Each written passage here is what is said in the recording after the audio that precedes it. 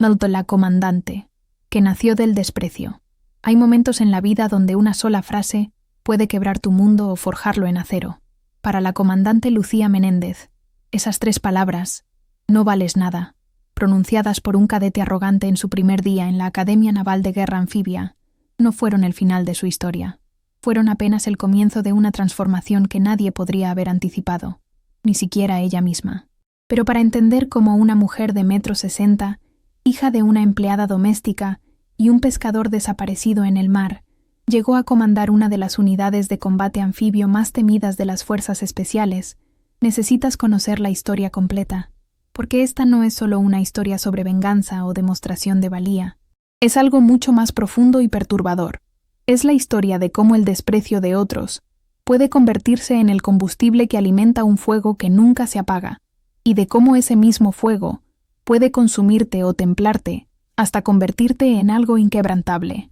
Tenía 17 años cuando vi por primera vez el océano desde la cubierta de un destructor anclado en el puerto durante una excursión escolar. Mientras mis compañeras se tomaban selfies y se quejaban del olor a salitre, yo me quedé paralizada mirando esa inmensidad gris que se extendía hasta donde alcanzaba la vista. En ese momento, algo dentro de mí reconoció su hogar. Mi padre había desaparecido en esas aguas 6 años antes, cuando su bote pesquero nunca regresó después de una tormenta. Nunca encontraron su cuerpo. Mi madre decía que el mar se había quedado con él, porque lo amaba demasiado para dejarlo ir. Yo tenía una teoría diferente. Creía que mi padre seguía ahí afuera, convertido en parte de cada ola, esperando que alguien de su familia regresara a buscarlo. Esa noche, en nuestra casa de 2 habitaciones en el barrio de Los Pinos, donde el techo goteaba cuando llovía y las paredes conservaban la humedad como una segunda piel, le dije a mi madre que quería unirme a la marina. Ella estaba lavando los platos de la cena en una palangana de plástico verde. Nuestra agua caliente era un lujo que dependía del sol, cuando dejó caer el plato que sostenía. El sonido del plástico golpeando contra plástico resonó en nuestra pequeña cocina como un disparo. Se giró hacia mí con las manos aún enjabonadas, y vi en sus ojos algo que no había visto antes: terror puro. «Lucía, mi amor, esa no es vida para una mujer como nosotras», me dijo, secándose las manos en su delantal desgastado, el mismo que había usado durante 10 años trabajando en la casa de la familia Ibarra. «La gente como nosotros no entra en lugares así. Somos invisibles para ellos, y cuando nos ven, solo ven lo que no somos». Pero yo era joven y estúpida, y confundía mi determinación con valentía. No entendía entonces que mi madre no estaba tratando de desanimarme por falta de fe en mí, sino porque conocía el precio exacto que el mundo cobra a las personas que se atreven a soñar por encima de su clase. Ella había pasado 20 años limpiando los pisos de familias que nunca la miraron a los ojos, que dejaban propinas sobre la mesa sin decir gracias, que discutían sus problemas financieros frente a ella como si fuera un mueble más. Sabía lo que significaba ser invisible, y peor aún, lo que significaba ser vista solo como un recordatorio viviente de la pobreza que aterrorizaba a los privilegiados. A pesar de sus advertencias, me inscribí en los exámenes de admisión para la Academia Naval de Guerra Anfibia. Fue un proceso que duró 6 meses y casi nos dejó en bancarrota. Los exámenes médicos costaban dinero que no teníamos. Las certificaciones requeridas implicaban viajes a la capital, que pagamos con los ahorros que mi madre había guardado en una lata de café debajo de su cama, dinero destinado para cuando llegara una emergencia real. Para ella, mi sueño se había convertido en esa emergencia. Estudié con libros prestados de la biblioteca municipal, donde la bibliotecaria, la señora Ramírez, una mujer de 60 años con lentes gruesos y un corazón más grande que su salario, me permitía quedarme después del horario de cierre. Ella también había sido pobre una vez. Me contó una noche mientras yo luchaba con problemas de física que parecían escritos en un idioma extraterrestre. Su familia había vendido su única vaca para pagarle la escuela secundaria. Nunca olvidó lo que se siente cuando tu educación se mide en el valor de liquidación de las posesiones de tu familia. Los exámenes físicos fueron brutales. Corrí 5 kilómetros cada mañana antes de ir a mi trabajo de medio tiempo en una tienda de abarrotes, donde apilaba cajas y atendía a clientes por un salario que apenas cubría nuestros gastos de comida. Mis manos desarrollaron callos sobre callos, y mi cuerpo se volvió fibroso y resistente, no por elección, sino por necesidad. No podía permitirme un gimnasio, así que convertí nuestro pequeño patio trasero en mi campo de entrenamiento. Latas de pintura llenas de concreto se convirtieron en mis pesas. Una cuerda que encontré en un contenedor de basura se convirtió en mi herramienta para entrenamiento cardiovascular. La pobreza te enseña a ser creativa o a rendirte, y yo había decidido que rendirse no era una opción. Cuando llegó la carta de aceptación, lloré por primera vez desde el funeral de mi padre. La abrí con manos temblorosas mientras estaba sola en casa. Mi madre estaba trabajando en su segundo turno, limpiando oficinas en el centro, y las palabras «ha sido seleccionada para ingresar a la Academia Naval de Guerra Anfibia» se desdibujaron detrás de mis lágrimas. No eran lágrimas de alegría pura, eran lágrimas de alivio, terror, y el peso agobiante de saber que ahora tenía que estar a la altura de este milagro imposible. Mi madre regresó esa noche a las 11, con el mismo cansancio profundo en sus ojos que llevaba todos los días. Cuando le mostré la carta, se sentó en nuestra gastada silla de cocina y lloró de una manera que nunca había visto antes. Sollozos profundos, que parecían sacados desde algún lugar antiguo en su pecho. Me arrodillé frente a ella y tomé sus manos ásperas, manchadas por años de productos de limpieza, y le prometí que esto cambiaría nuestras vidas, que nunca más tendría que limpiar los pisos de otras personas, que yo la cuidaría. «No es por eso que lloro, mi niña», me dijo, acariciando mi rostro con una ternura que contrastaba con la dureza de sus palmas. «Lloro porque sé que lo vas a lograr, y sé lo que te va a costar. El mundo no perdona a las personas como nosotras cuando tenemos éxito. Nos castiga por atrevernos». No entendí sus palabras entonces. Las interpreté como el pesimismo natural de alguien que había sido golpeado por la vida demasiadas veces. Ahora, años después, entiendo que no era pesimismo.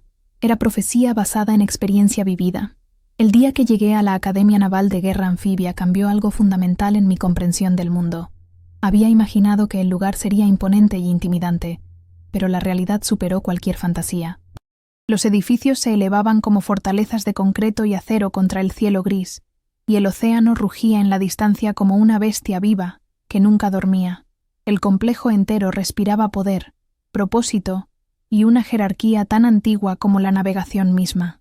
Llegué en un autobús público, con una maleta de segunda mano que mi madre había comprado en el mercado de pulgas. Mientras bajaba en la entrada principal, vi a los otros cadetes nuevos llegar en vehículos privados, sus familias despidiéndose con abrazos y lágrimas controladas, padres con uniformes militares impecables, madres con ropa elegante que costaba más que nuestro alquiler de 6 meses, hermanos mayores que ya habían pasado por la academia y regresaban para dar consejos de último minuto. Había una atmósfera de tradición familiar, de legado, de pertenencia natural a este mundo que yo estaba tratando de infiltrar. Nadie me ayudó con mi maleta. Nadie me miró 2 veces mientras arrastraba mi equipaje por la colina hacia los dormitorios asignados. Era invisible nuevamente, tal como mi madre había predicho. Pero esta vez la invisibilidad dolía de una manera diferente. No era el resultado de ser ignorada por indiferencia, sino por no encajar en el molde de lo que se suponía que debía ser un cadete naval.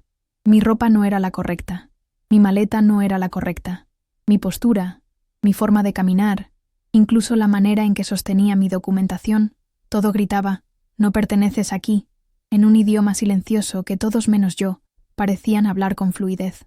Los dormitorios eran estériles y funcionales. 8 literas de metal en una habitación larga con ventanas que daban al campo de entrenamiento. Elegí una litera en la esquina, lo más lejos posible de la entrada, un hábito que había desarrollado en mi infancia cuando quería hacerme pequeña e invisible durante las peleas de dinero de mi madre con mi tía. Las otras 7 literas se llenaron rápidamente con cadetes que claramente ya se conocían entre sí, que compartían chistes internos sobre academias preparatorias privadas y clubes náuticos donde sus familias tenían membresías. Una chica llamada Valeria Torres, alta, rubia, con esa confianza que solo viene de nunca haber sido cuestionada en tu derecho a ocupar espacio, reclamó la litera más cercana a la ventana y comenzó a decorarla con fotografías de su familia posando en yates. Su padre era almirante, su hermano había sido el mejor de su clase 3 años antes. La academia no era un desafío para ella, era un rito de paso familiar, tan inevitable como la Navidad o los cumpleaños.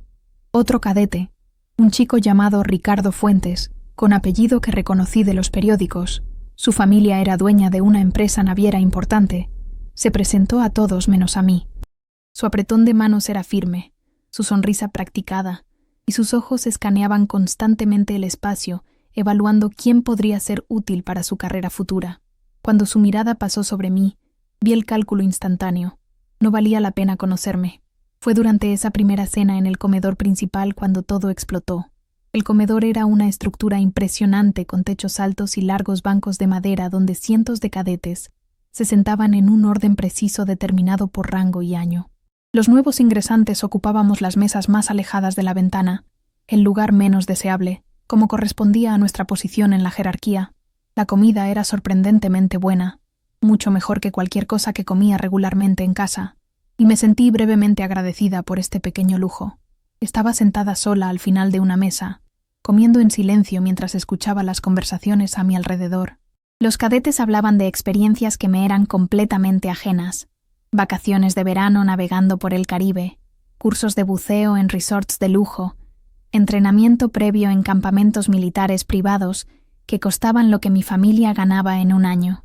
Traté de hacerme invisible nuevamente, de simplemente existir en mi pequeña burbuja de aislamiento, pero el universo tenía otros planes.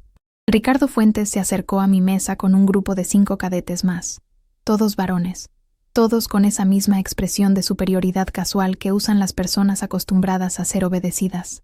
Se sentaron alrededor mío, efectivamente rodeándome, y por un momento pensé que querían incluirme en su grupo. Qué tonta fui. «Oye, tú», dijo Ricardo, señalándome con su tenedor como si yo fuera una curiosidad en un zoológico. «¿Cómo entraste aquí?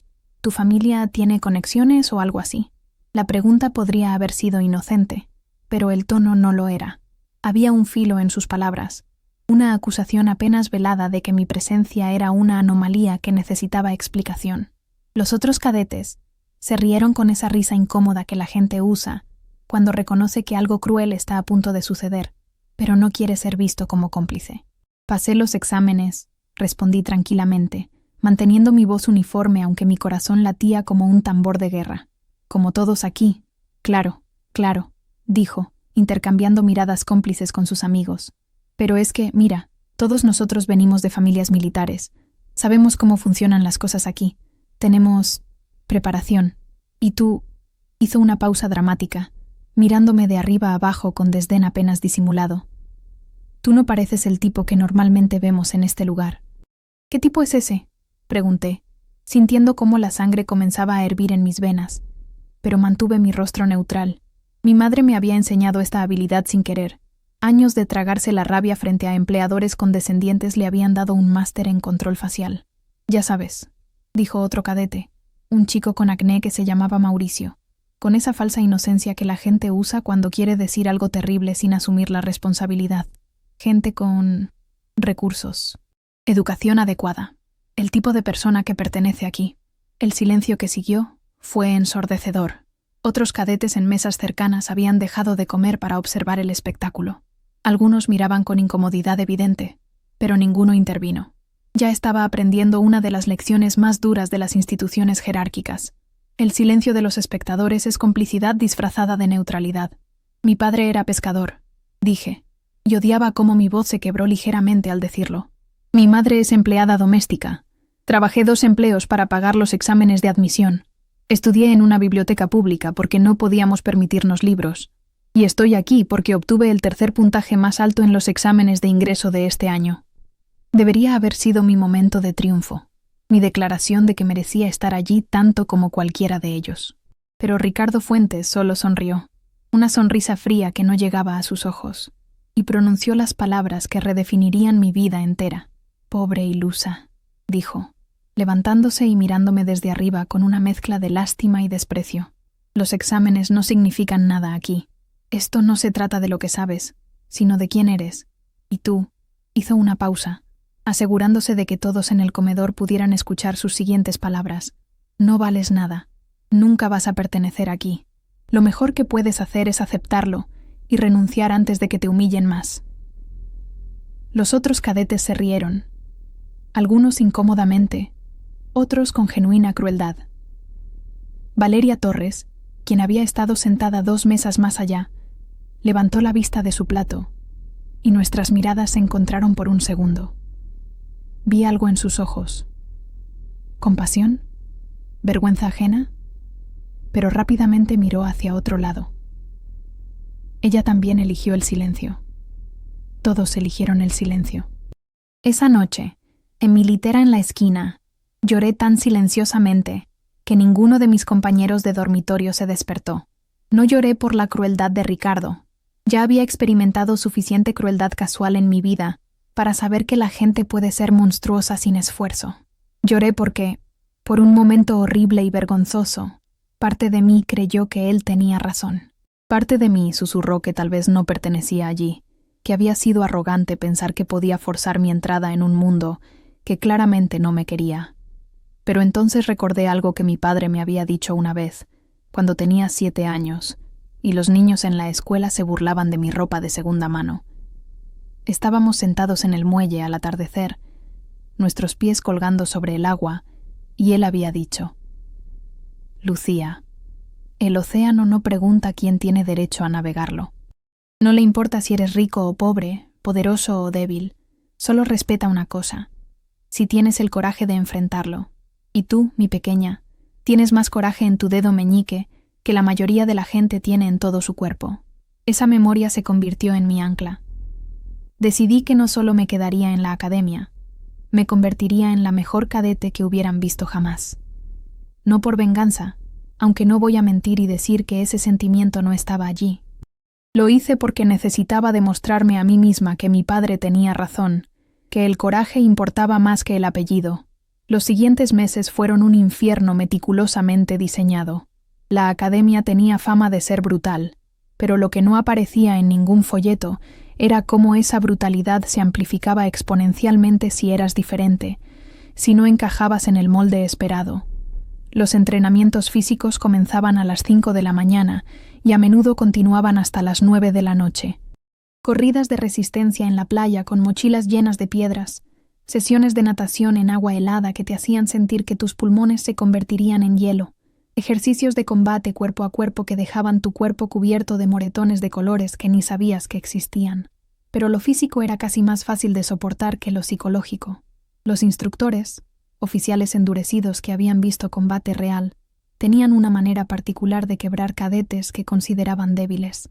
Gritaban insultos a centímetros de tu cara, cuestionaban constantemente tu inteligencia, tu valor, tu derecho a respirar el mismo aire que ellos.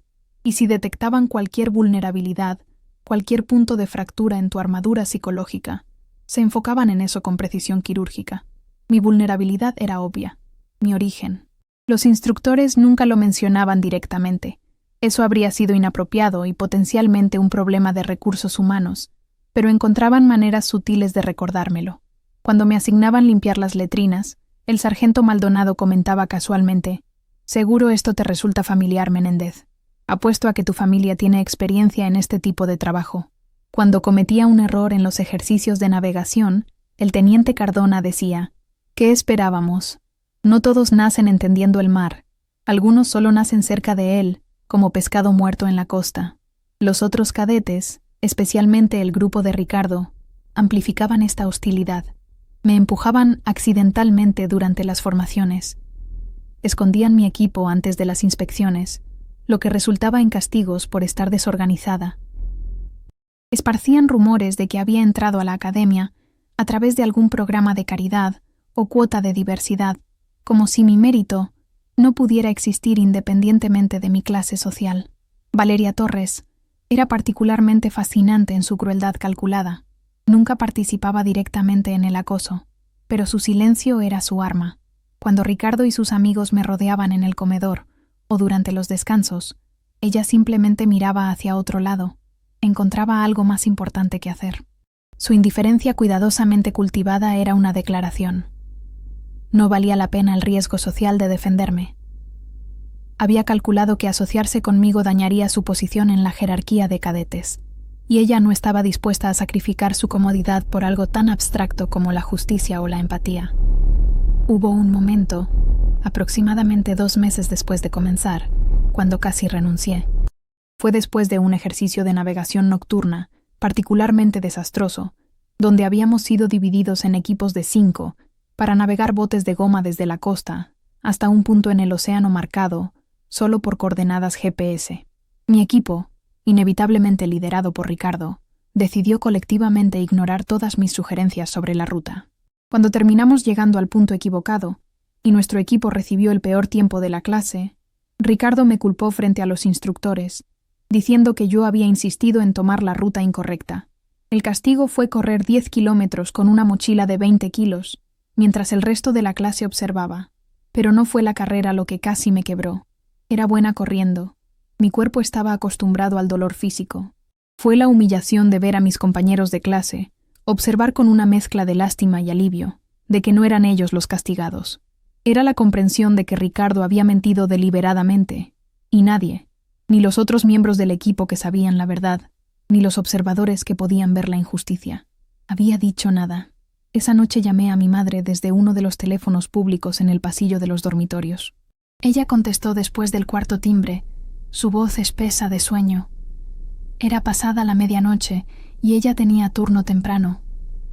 «Mamá», susurré, tratando de controlar los sollozos que amenazaban con escapar. «No sé si puedo hacer esto». Hubo una larga pausa al otro lado de la línea, y por un momento pensé que la conexión se había cortado. Entonces mi madre habló, y su voz tenía una dureza que rara vez usaba conmigo. «Lucía Gabriela Menéndez, escúchame con mucha atención. Puedes renunciar. Puedes volver a casa mañana mismo, y yo estaré aquí esperándote con los brazos abiertos. Pero si vuelves, no será porque no pudiste hacer el trabajo, será porque dejaste que gente cruel te convenciera de que eres menos de lo que eres. Y si dejas que ganen ahora, seguirán ganando el resto de tu vida. Cada jefe condescendiente, cada cliente grosero, cada persona que te mire y decida que no vale su respeto, todos ganarán. ¿Es eso lo que quieres?» «No», susurré, limpiándome las lágrimas con el dorso de mi mano. «Entonces levántate mañana y haz el trabajo. Y al día siguiente, haz el trabajo otra vez. Y sigue haciéndolo hasta que no puedan ignorarte, hasta que no puedan negarte, hasta que tu excelencia sea tan innegable que se ahoguen en ella». Esa conversación cambió algo fundamental en mí.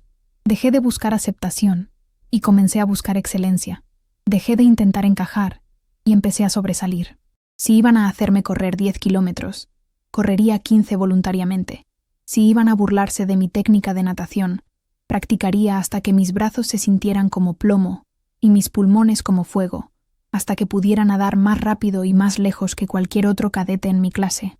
Me convertí en estudiante obsesiva de cada aspecto del entrenamiento anfibio. Mientras otros cadetes socializaban durante el tiempo libre, yo estaba en la biblioteca estudiando tácticas navales, memorizing procedimientos de combate, aprendiendo todo sobre navegación, ingeniería marina, estrategia militar. Pedí prestados manuales avanzados que técnicamente no estábamos supuestos a leer hasta años posteriores, y los devoré como si contuvieran los secretos del universo. Los instructores comenzaron a notarlo.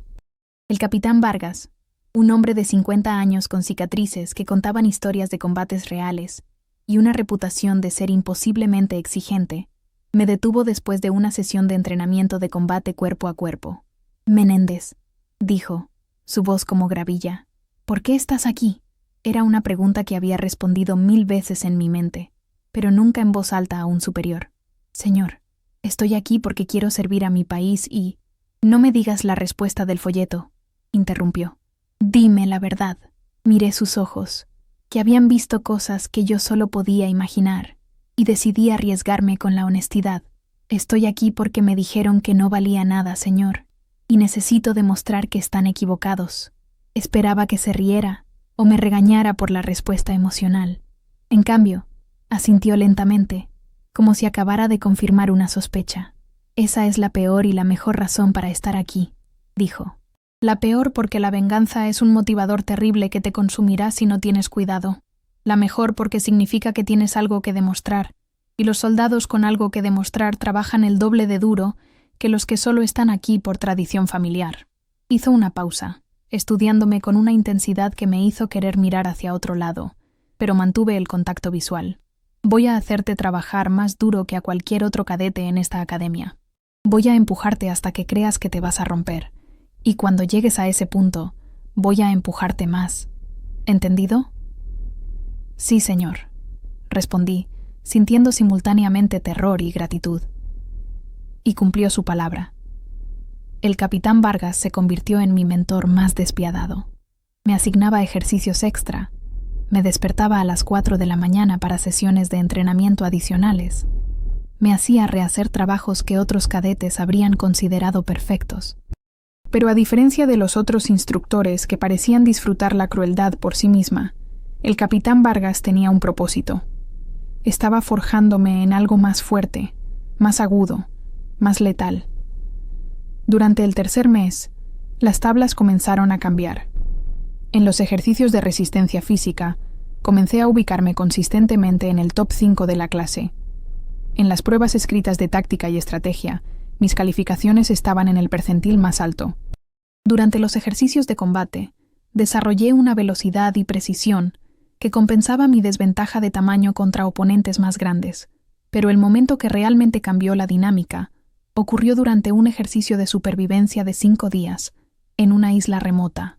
Nos dividieron en equipos de 10, nos dejaron con equipamiento mínimo y nos dijeron que llegáramos a un punto de extracción a 50 kilómetros de distancia, navegando por terreno hostil, sin comida más allá de lo que pudiéramos cazar o recolectar, sin refugio excepto lo que pudiéramos construir. Mi equipo incluía a Ricardo y 3 de sus amigos, más 5 cadetes que eran neutrales hacia mí, ni hostiles ni amigables, simplemente indiferentes. Ricardo, como el cadete con mejor apellido y conexiones, asumió automáticamente el liderazgo sin ningún tipo de votación o discusión, y durante las primeras 48 horas, su liderazgo fue un desastre absoluto. Insistió en tomar una ruta directa a través del interior de la isla, ignorando mis sugerencias de seguir la costa donde habría acceso al agua dulce y posibilidades de pesca. Rechazó propuestas de otros miembros del equipo sobre cómo construir refugio eficiente, insistiendo en su diseño que colapsó durante la primera lluvia y nos dejó a todos empapados y miserables. Racionó nuestra agua de manera incompetente y para el tercer día estábamos peligrosamente deshidratados. Fue en la tarde del tercer día cuando todo colapsó.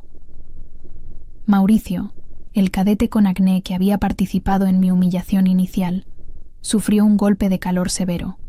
Comenzó a delirar, su piel se puso roja y seca, y su temperatura corporal se disparó peligrosamente. Ricardo entró en pánico. Su entrenamiento de manual desapareció ante el terror de estar realmente responsable por la vida de otra persona. «¿Qué hacemos? ¿Qué hacemos?», repetía, mirando a Mauricio que se retorcía en el suelo. Nadie tenía una respuesta, excepto yo. Sin pedir permiso tomé el control. Ordené a 2 cadetes que construyeran una sombra inmediatamente usando nuestras carpas. Envié a otros 2 a buscar el arroyo más cercano. Había memorizado el mapa topográfico de la isla y sabía que debía haber uno a unos 800 metros al norte. Quité la camisa de Mauricio y comencé a enfriarlo con trozos de tela mojados con nuestra reserva de agua restante, mientras monitoreaba su pulso y respiración. «Tenemos que activar la baliza de emergencia», dijo Ricardo, alcanzando el dispositivo que cada equipo llevaba para situaciones de vida o muerte. «No», dije firmemente. «Activar esa baliza significa fallar el ejercicio. Todo el equipo falla. Y Mauricio no está en peligro inminente de muerte si lo tratamos correctamente ahora. ¿Quién demonios te crees que eres para dar órdenes?», estalló Ricardo, su miedo transformándose en rabia. «Tú no eres la líder aquí. Tú casi lo mataste con tu incompetencia», interrumpí, sin levantar la mirada de Mauricio mientras verificaba sus pupilas. «Y si quieres activar esa baliza y admitir ante cada instructor de esta academia que no pudiste manejar un caso básico de golpe de calor, adelante. Pero yo sé lo que estoy haciendo, y voy a salvar a este idiota te guste o no». El silencio que siguió fue absoluto. Había cruzado una línea invisible pero fundamental. Había desafiado directamente la autoridad de Ricardo, y lo había hecho frente a testigos. Los otros cadetes miraban entre nosotros, claramente inseguros de a quién seguir.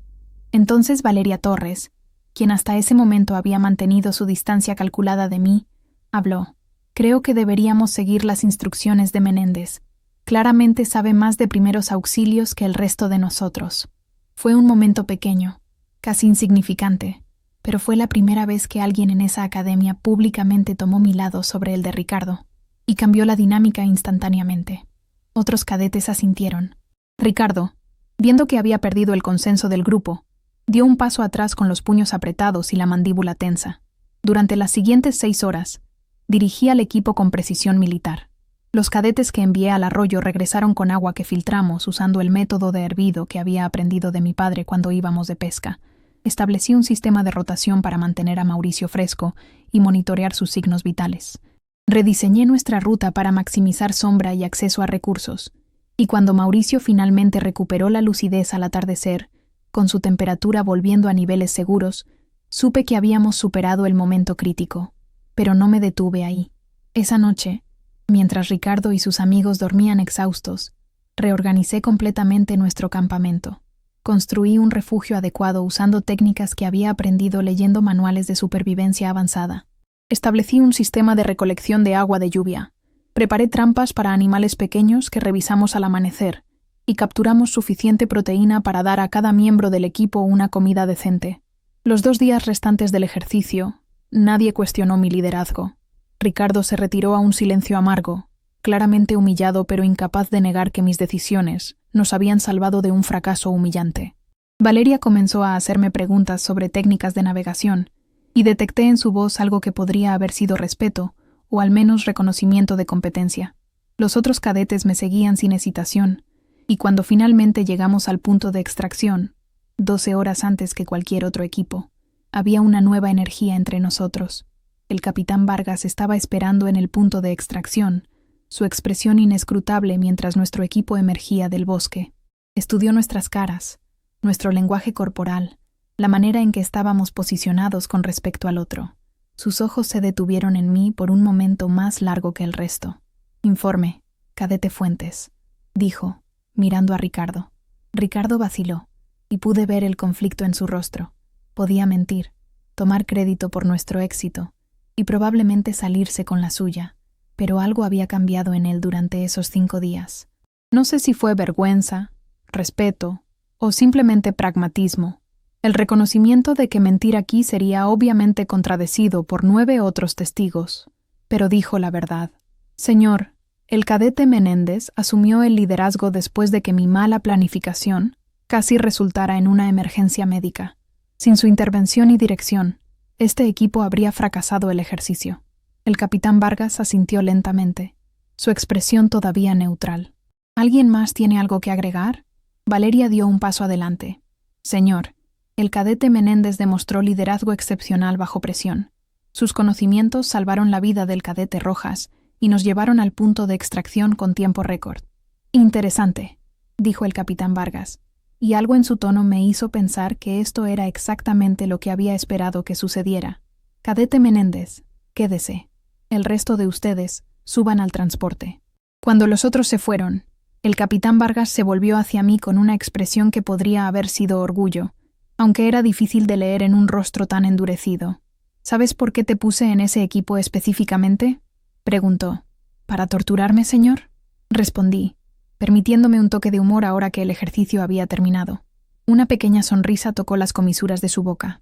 «Para ver si eras líder o solo buena siguiendo órdenes. Cualquiera puede ser obediente. Los líderes reales emergen cuando el sistema falla y alguien tiene que tomar decisiones difíciles sin permiso. Acabas de demostrar que eres líder, Menéndez. No lo olvides cuando las cosas se pongan difíciles nuevamente. Y créeme, se pondrán más difíciles». Los meses que siguieron confirmaron su predicción. El entrenamiento se intensificó exponencialmente a medida que nos acercábamos al final del primer año. Las operaciones anfibias no son solo nadar y disparar, son la integración perfecta de habilidades navales, terrestres y de combate en algunos de los entornos más hostiles imaginables. Teníamos que ser capaces de navegar en mar abierto con equipo completo, desembarcar en playas bajo fuego simulado, establecer cabezas de playa y ejecutar operaciones de combate en territorio enemigo, todo mientras cargábamos 50 kilos de equipo y operábamos con sueño mínimo y recursos limitados. Las relaciones con mis compañeros de clase evolucionaron de maneras complejas. Ricardo nunca se disculpó directamente por su crueldad inicial, pero su hostilidad abierta se transformó en algo más parecido a aceptación reacia. Dejó de participar activamente en hacerme la vida imposible, aunque nunca llegamos a ser amigos. Su ego estaba demasiado lastimado por la humillación pública en la isla para permitir una reconciliación genuina. Valeria Torres se convirtió en algo parecido a una aliada. No éramos amigas íntimas. Las diferencias de clase y experiencia eran demasiado profundas para eso, pero desarrollamos un respeto mutuo basado en competencia. Ambas queríamos ser las mejores, y esa ambición compartida creó un tipo de camaradería competitiva que nos empujaba a ambas a niveles más altos de desempeño. Ella me ayudó a navegar las políticas sociales no escritas de la academia, mientras yo la ayudé a refinar sus habilidades tácticas. Pero la verdadera transformación sucedió dentro de mí. Dejé de buscar validación externa y comencé a validarme a mí misma. Cada vez que completaba un ejercicio difícil, cada vez que superaba lo que pensaba que eran mis límites, construía una evidencia interna e innegable de mi propio valor. Las palabras de Ricardo, "no vales nada", perdieron su poder no porque me convenciera de que estaba equivocado, sino porque construí una montaña de evidencia que las contradecía. Al final del primer año, cuando se anunciaron las clasificaciones, yo estaba en el segundo lugar de toda la clase. Solo un cadete, un genio táctico llamado Daniel Herrera, cuyo padre era general, había obtenido calificaciones más altas. Ricardo estaba en el puesto 16, Valeria estaba en el 5, y cuando leí mi nombre en esa lista, no sentí triunfo o satisfacción. Sentí algo más profundo, paz. La paz de saber que había probado, primero y más importante a mí misma, que pertenecía exactamente donde estaba. Los 3 años siguientes en la academia fueron menos dramáticos, pero no menos desafiantes. El entrenamiento se volvió más especializado, más letal, más cercano a lo que realmente enfrentaríamos en combate. Aprendimos demoliciones submarinas, técnicas de infiltración costera, combate urbano en entornos anfibios, coordinación entre fuerzas navales y terrestres. Cada instructor era un veterano de combate real, y sus lecciones estaban escritas en cicatrices y experiencia que no podías encontrar en ningún manual. Durante el tercer año, algo inesperado sucedió. El capitán Vargas me llamó a su oficina un viernes por la tarde, lo cual era inusual porque normalmente solo te convocaban a oficinas de superiores cuando estabas en problemas. Su oficina era espartana, un escritorio metálico, archivos militares y una sola fotografía en la pared de un grupo de soldados cubiertos de barro, posando frente a lo que parecía ser una playa tomada después de combate intenso. «Siéntate, Menéndez», dijo, señalando la única silla frente a su escritorio. Obedecí, mi espalda recta, manos sobre mis rodillas, cada centímetro la cadete perfecta. Pero internamente, mi mente corría por todas las posibles razones de esta reunión. «En 6 meses te graduarás», comenzó, entrelazando sus dedos sobre el escritorio. «Según tu desempeño actual, lo harás entre los 5 primeros de tu clase. Eso significa que tendrás opciones para tu asignación inicial. Puedes elegir servicio en destructores, fragatas, comandos costeros o...» Hizo una pausa significativa. «Puedes aplicar para las fuerzas especiales de combate anfibio». Mi corazón se aceleró. Las fuerzas especiales de combate anfibio eran la élite de la élite, unidades que operaban en las misiones más peligrosas y sensibles que la Marina emprendía. La tasa de rechazo era brutal. Solo 1 de cada 20 solicitantes era aceptado, y la mayoría de esos eran hombres con años de experiencia operativa. «Señor, pensaba que las fuerzas especiales no aceptaban cadetes recién graduados», dije cautelosamente. «Normalmente no lo hacen», confirmó. «Pero estoy recomendando personalmente tu solicitud. He visto mucho combate, Menéndez, y he entrenado a cientos de oficiales. Tienes algo que la mayoría nunca desarrollará: la combinación de excelencia técnica, inteligencia táctica y, esto es lo más importante, la capacidad de tomar decisiones imposibles bajo presión extrema sin paralizar. Eso no se puede enseñar. O lo tienes o no lo tienes». «No sé qué decir, señor», admití, sintiendo simultáneamente honor y terror ante la perspectiva. «No digas nada todavía. Piénsalo. El entrenamiento de fuerzas especiales hará que los últimos 4 años parezcan un campamento de verano. Fallan el 80% de los solicitantes. Y si logras pasar, las operaciones reales son aún más duras. Verás cosas que cambiarán cómo ves el mundo. Harás cosas que te mantendrán despierta por la noche. Pero también hizo una pausa, eligiendo sus palabras cuidadosamente. También será el trabajo más importante y significativo que podrías hacer. Protegerás a personas que nunca sabrán tu nombre, en lugares que oficialmente no existieron, contra amenazas que el público nunca conocerá. ¿Eso te interesa? Sí, señor, respondí sin hesitación. Absolutamente. Pasé el proceso de selección para las Fuerzas Especiales 4 meses después. Fue un periodo de entrenamiento de 8 semanas que quebró psicológica y físicamente a personas que habían sido consideradas las mejores en sus unidades regulares. De los 47 solicitantes que comenzaron conmigo, solo 11 terminamos. Yo fui la única mujer. El entrenamiento era diseñado para encontrar tus límites y luego empujarte 50 kilómetros más allá. Había inmersiones de combate donde nadábamos 5 kilómetros en mar abierto con equipo completo. Luego inmediatamente ejecutábamos operaciones tácticas en tierra sin descanso. Había ejercicios de resistencia psicológica donde nos privaban del sueño durante días mientras nos sometían a interrogatorios simulados. Había escenarios de combate urbano donde los errores resultaban en bajas de tus compañeros de equipo y tenías que cargar sus cuerpos 50 kilos hacia zonas de extracción mientras seguías bajo fuego. Pero lo más duro no era lo físico o incluso lo psicológico, era la responsabilidad moral. Las fuerzas especiales operan en zonas grises, donde las reglas claras del combate convencional no aplican. Nos entrenaban para tomar decisiones en milisegundos, que podían significar vida o muerte, no solo para nosotros, sino para civiles, para objetivos de inteligencia, para el éxito o fracaso de operaciones que afectaban seguridad nacional. Nos entrenaban para vivir con las consecuencias de esas decisiones. Pasé. Me gradué de la academia en tercer lugar de mi clase. Daniel Herrera quedó primero, Valeria Torres segunda. En la ceremonia de graduación, mi madre estaba en primera fila, llorando abiertamente, y por primera vez en 4 años, sentí que podía respirar completamente. No porque las dificultades hubieran terminado, sabía que apenas estaban comenzando, sino porque había probado algo fundamental sobre mí misma. Después de la ceremonia, Ricardo Fuentes se me acercó mientras yo estaba hablando con mi madre. Esperé su condescendencia habitual, pero en cambio extendió su mano.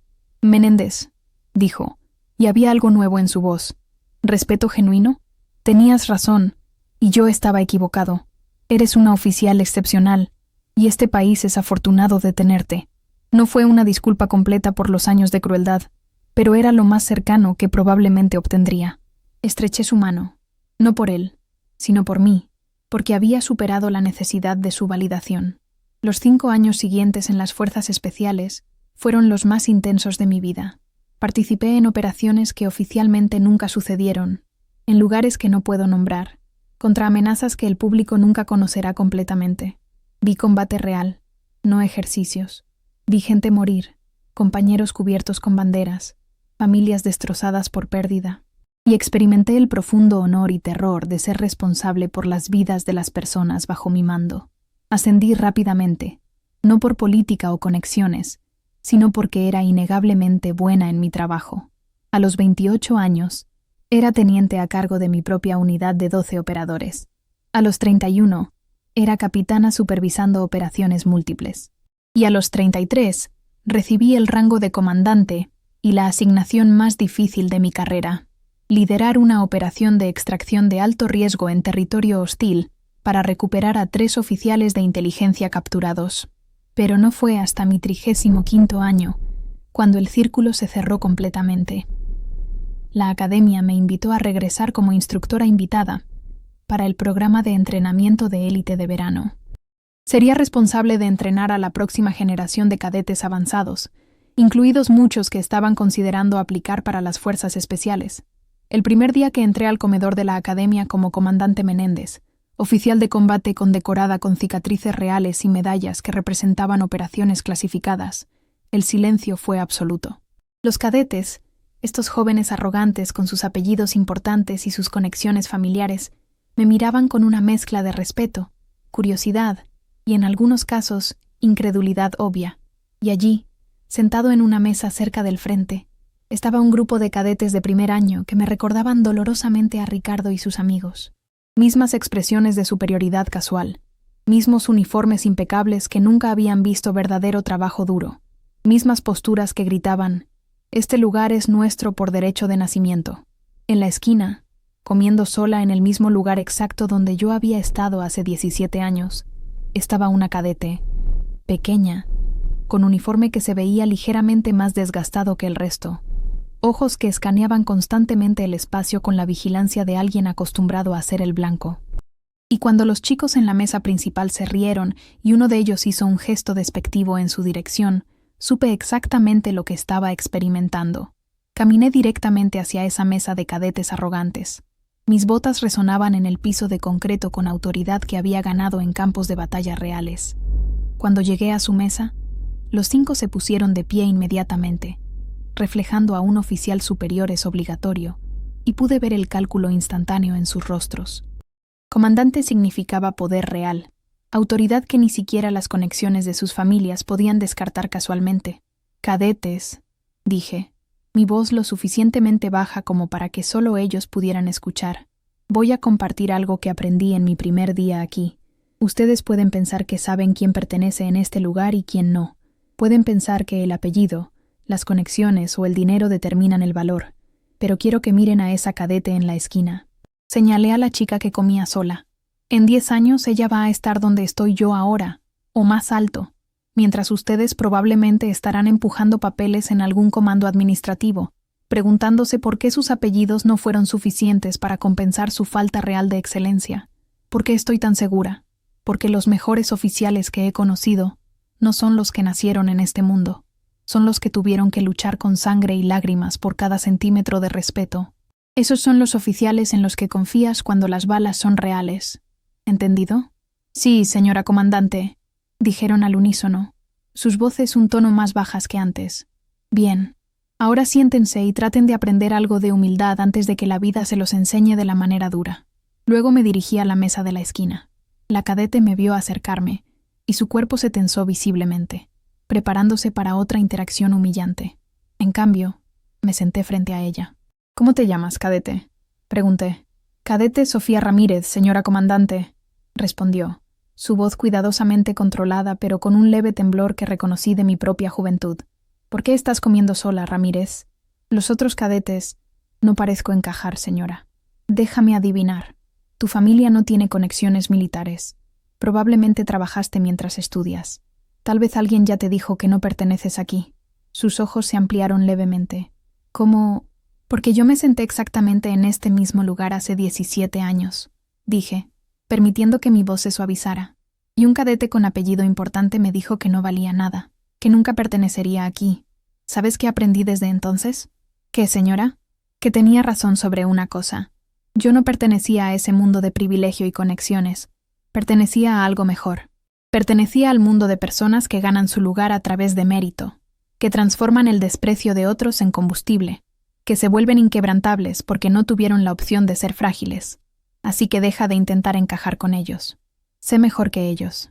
Y cuando te gradúes, porque lo harás si mantienes ese fuego en tus ojos, recuerda este momento y ayuda a la próxima persona que se siente sola en esta esquina». Vi lágrimas formándose en sus ojos, pero se negó a dejarlas caer. Esa fortaleza, esa negación a mostrar vulnerabilidad incluso en un momento de validación, me recordó tanto a mí misma que casi dolió. «Sí, señora comandante». «Gracias, señora». Me levanté para irme, pero ella me detuvo con una pregunta. «Señora, ¿alguna vez deja de doler? ¿El ser despreciada?» Me tomé un momento para responder honestamente. No exactamente, pero eventualmente, el dolor se transforma en algo más útil. Se convierte en claridad sobre quién eres realmente y qué valores importan. Se convierte en compasión por otros que sufren de maneras similares. Y si tienes suerte, se convierte en sabiduría que puedes compartir para que la próxima generación no tenga que sangrar tanto como sangramos nosotras. Hice una pausa. Luego agregué: «Y un día vas a regresar aquí como oficial, y vas a sentar con alguien que está exactamente donde estás ahora, y vas a cambiar su vida con tu testimonio de supervivencia. Ese es el momento en que realmente trasciendes el dolor, cuando lo transformas en un puente para que otros crucen». Esa noche, en mi cuarto de visitantes en la base, llamé a mi madre. Tenía 62 años ahora, finalmente retirada después de 4 décadas de limpiar casas de otras personas. Yo le había comprado una casa pequeña cerca de la costa, no muy lejos del muelle donde mi padre solía llevarme a pescar, y ella pasaba sus días en el jardín que siempre había soñado tener. «Mamá», le dije cuando contestó, «tenías razón sobre todo». «¿Sobre qué, mi amor?»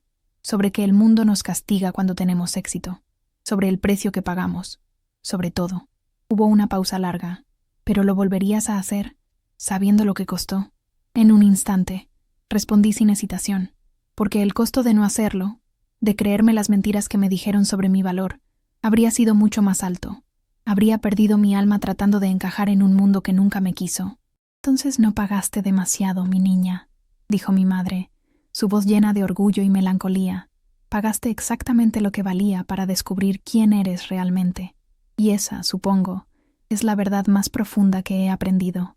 El desprecio de otros puede ser el catalizador más poderoso para la transformación si te niegas a dejar que defina tu valor».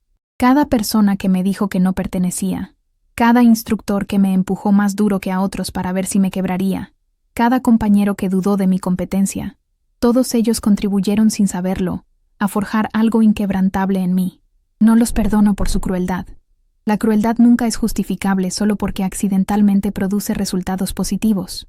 Pero les agradezco por enseñarme la lección más importante, que mi valor no depende de su reconocimiento, que mi excelencia no requiere su aprobación, y que las opiniones de personas que juzgan basándose en clase social o género son tan irrelevantes para mi verdadero valor como las opiniones de extraños sobre el color del cielo. Hoy, como comandante de una unidad de élite de combate anfibio, lidero operadores que confían en mí con sus vidas. Tomo decisiones que afectan seguridad nacional. Entreno a la próxima generación de oficiales. Y ninguno de ellos, absolutamente ninguno, me pregunta sobre el trabajo de mi madre o el apellido de mi familia. Me preguntan si puedo sacarlos vivos de situaciones imposibles. Me preguntan si mi juicio táctico salvará vidas o las costará. Me preguntan si soy digna de su confianza en los momentos más oscuros.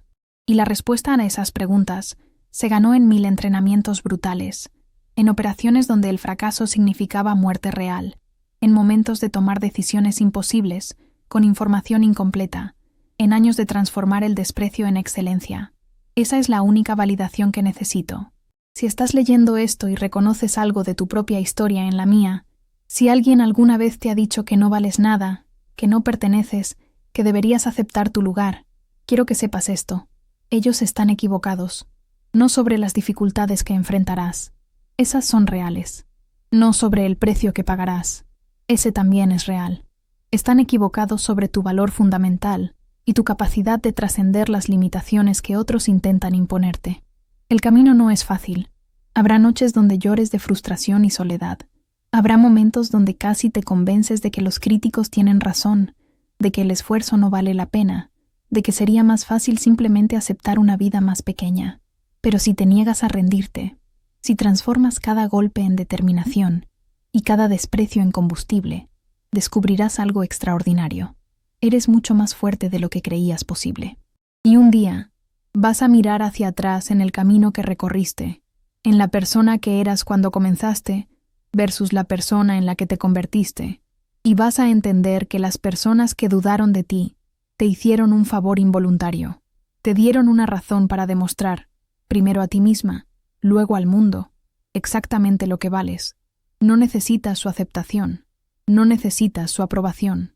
Solo necesitas tu propia determinación inquebrantable de ser excelente a pesar de ellos, no por ellos. Esa es la diferencia entre venganza y redención. La venganza busca hacerles daño. La redención busca trascenderlos completamente hasta que sus opiniones se vuelvan irrelevantes. Yo no me convertí en comandante para demostrarle nada a Ricardo Fuentes o a cualquier otro cadete que dudó de mí. Me convertí en comandante porque descubrí que podía, porque encontré propósito en proteger a personas que nunca conoceré, porque transformé el dolor de ser despreciada en compasión por otros que sufren de maneras similares. Esa es la victoria real, no cuando tus detractores admiten que estaban equivocados, sino cuando ya no necesitas que lo hagan porque has construido una vida tan llena de propósito y excelencia que sus opiniones se desvanecen en insignificancia.